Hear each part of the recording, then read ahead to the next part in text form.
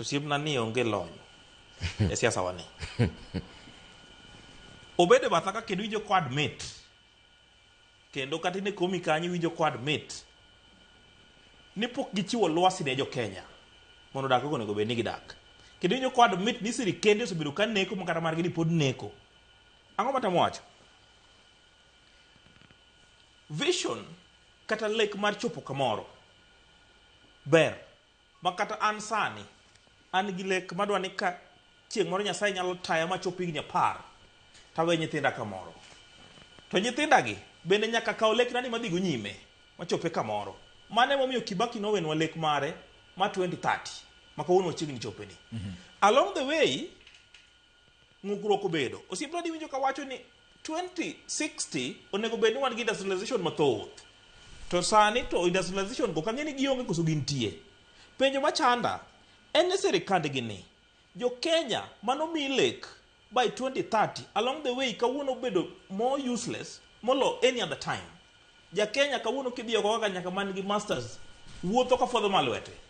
Nyaka man gi degree wuotho mana fodho mana lwete. As a people wachomo kanye. Swaleh mane gima president wacho no seneno winjo bed ni Kenya bedo gi industries ka chopo 2026 moko winjo bed ni en gima koro itiyo godo nikech pek manitie mondo kik ji le kadhi mbele. Bati neno ka nitiere gima winjo bed ni bedo mar dhi mbele go kan kadhi mbele. Kenya kaka Nairobi ka industrial area kacha. Kata kama nyageri industry mamoko ma koro onge. Tadwa kodi ni joket mwandu dare pinyni dhi e pinje malibamba.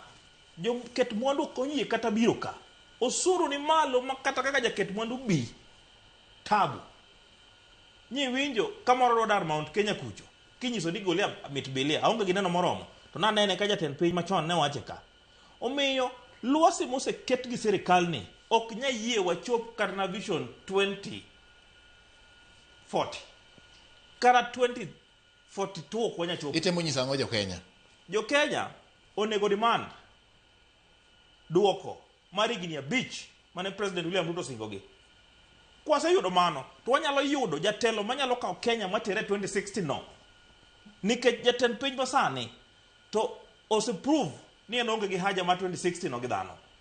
En gi 2060 no maybe gi en owuon gi thuolo ma pod dobere to ala gosiepene.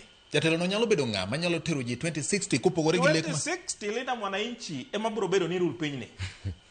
Kata kok Linda Mwananchi ni Linda Mwananchi mantie sani leadership ne tebo yedo ka joma noluwo footsteps ge. Adwa nyisi ni footsteps ma Linda Mwananchi en footsteps mar Raila Odinga.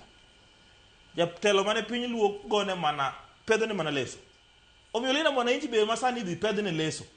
Nikech odhi bedo gimiluongo ni change of guard a generation. But ing'eni ng'ama ni e yika. Maybe Abdul Manyago loko gosiepa ni be ni e yika. Adwa koni ni wane mwang'enye pinyi to be wane mwachandore zaidi mang'enye pinyi to be wane mwanyuole mang'enye zaidi e pinyi. Abdul mnyanyuol kaka nyuol sani. Inyuol nango to ni miwacho ni piny tek. Yawa. Ema nyisi. But yokine ka Swaleh. Order book. Yes.